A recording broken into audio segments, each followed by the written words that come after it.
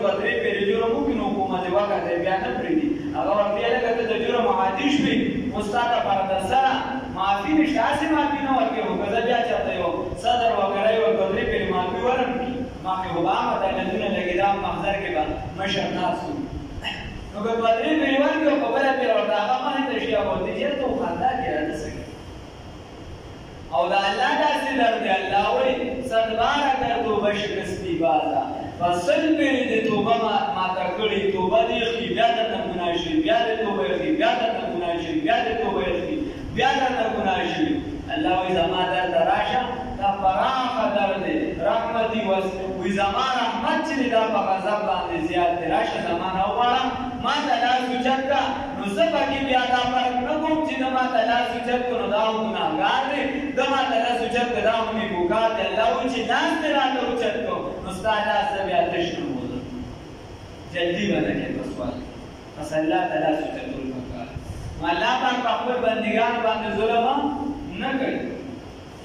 کداب آل فرعون حال دې په شان د حال د فرعونیانو دي د هغه کسانو چې چا تابعداري د فرعون کړې الله د دې مثال ورکړي الله د دې مثال چې دی دا په شان د فرعونیانو دي او د هغه کسانو من قبل چې وړاندې د دوی نو یا د موجوده کافرانو نه او یا د هغه کافرانو چې کوم فرعونیانو دای نه مخکې عادیان سمودیان وغیره دا بچي الله وایي چې کفر وکړه زموږ په آیاتونو باندې نو الله دا عذابو دا دغې وجې راټینګ کړه چې دوی د الله رب العزت آیاتونه کفر وګڼو په هغې انکار وکړو نو الله وایي د دې وجې مې که عذاب راټیټ کړم او راټینګ مې کړم نو د دې نه دا خبره معلومه شوه چې ته په دنیا کې یو ګناه کې ته وایې چې صرف آخرت کې مې سزا میلاویږي نو دا ستا خطا ده په دنیا کې هم الله رب العزت په هغې باندې پکړ دی او یو خبره خو نن سبا زموږ ډېره مشهوره ده موږ وایو نن سبا یو خدای پاک آخرت ته نه پرېږدي په دنیا کې دخل کړو نو احتیاط پکار دی چا سره ظلم مه کوئ زیاتې مه کوئ د بل حق چې دی دا مه لاندې کړئ د بل حق مه لاندې کړئ ډېر ګران کار د حدیث کې راځي ګوره شهید ته خدای پاک ټول ګناهونه معاف کوي د شهید وینه له ځمکې ته نه ایستلې چې الله رب العزت دا جنت الفردوس ته رسولي د شهید نه خدای پاک چې دی دا شهید نه خدای پاک روح په خپله باندې لري او الله وایي چې هغه ته مړ مه وایه په هغه باره کې دوه خبرې راځي یو پکې دا ده چې الله رب العزت ورته حقوق العباد نه معاف که شهید هم شي او ده چېرته د بندګانو حق لاندې کړي دا ورته خدای نه معاف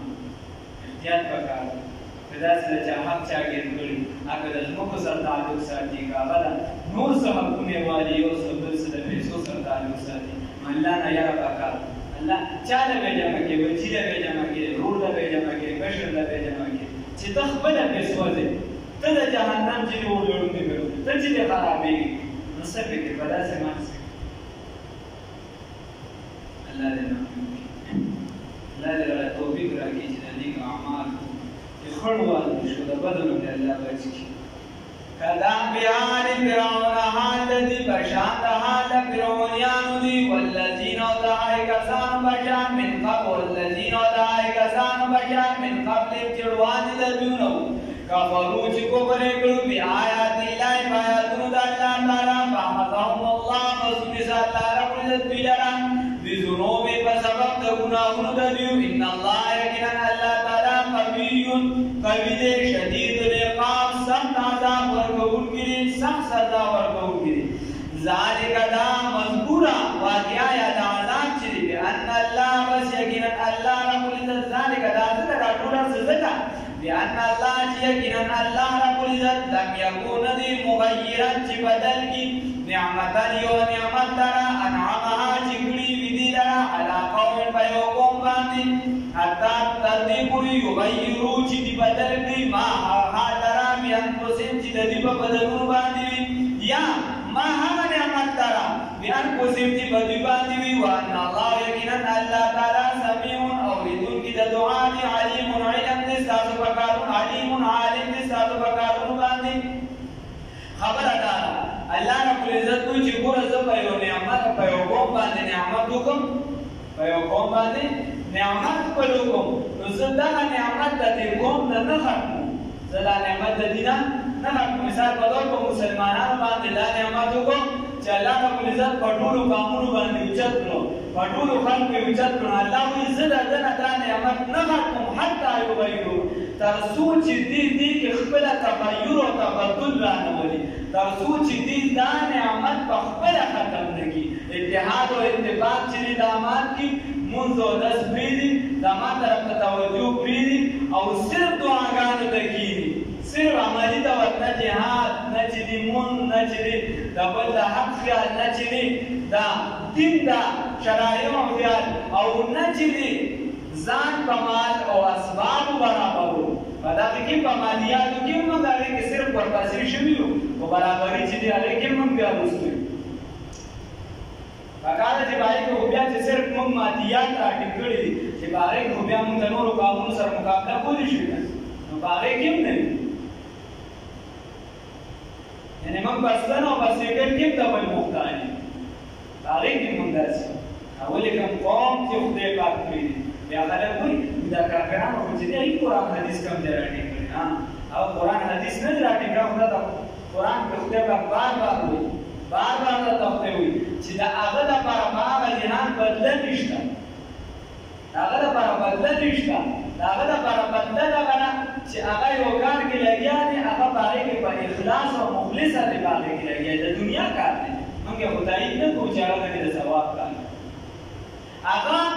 کافر دی خو په خپل کار کې دومره اخلاصمند دی چې نن ته د هغه محتاج شي او ته مسلمان او په خپل کار کې دومره ټاکي چې ستا دا یعنې مثلا نن چې یو ډیمې والا لاندې چې نن دا کچره مچره سبا کوي هغه راسره خبره کوله هغه وایي چې چې څه کې که نه د پیسو نه به شروع اچي هغه ما ته ډېرې کیسې پیسې وکړي نو چې ته د لاندې ساتنواله تر بره پورې یو کارکون یو کس مخلصه نه دی نو بیا ته د څه شي ترقي غواړې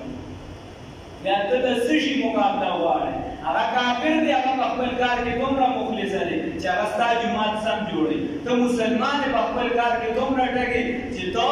ټول کور جوړې ټول میل جوړې ټوله چې دی کارخانه جوړه کړو د جومات لپاره چې دی په سړک باندې ګاډي ږدي او چندول لري مسلمان ہے جنہیں دیکھ کر شرمائے مورو قامونو دس بگمے پر سینب ٹھیک کیے ہوئے نہیں مخلص سیدے سنگر ہے خدا شیر برابر میں لیٹے سیدے دیوبان بارہ کم سے ایگل کلی 4 سالی جو خدا ہے کوئی نورو قامونو دس بگمے پر سینب ٹھیک کیے ہوئے مونگا لاؤس ہم جماعت کرا بچاندو جوڑو اور سا برطانی کا ضرورت چی نبی دا پوک نہ چلی چاہتا ہوا حکومت هغې نه یې طرف ورنځي سمته کړی شي الله دې محفوظ کړي خبره دا ده چې موږ په هر کار کې اختلاف کوو که هغه د جومات کار وي که هغه د زمیندارۍ کار وي که هغه د مزدورۍ کار وي که هغه د بل حق خو راته داسې ښکاري لکه چې بسکټ خوري لکه بس تېر دی بس کیسه ختمه الله دې